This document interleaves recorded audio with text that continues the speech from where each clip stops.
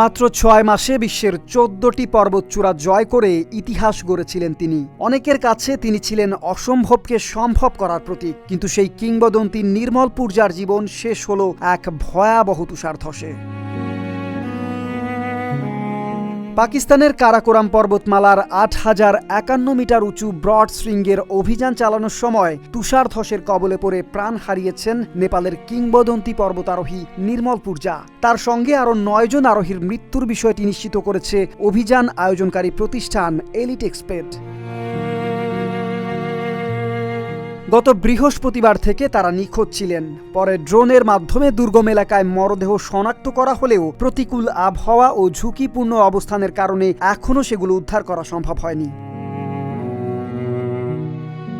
নিহতদের মধ্যে ৬ জন নেপালের আর বাকিরা পাকিস্তান, ওমান, যুক্তরাষ্ট্র ও চীনের নাগরিক। উদ্ধার অভিযানে প্রাণ হারিয়েছেন 7 সামিট ট্রেক্সের ৩ জন শেরপা গাইডও।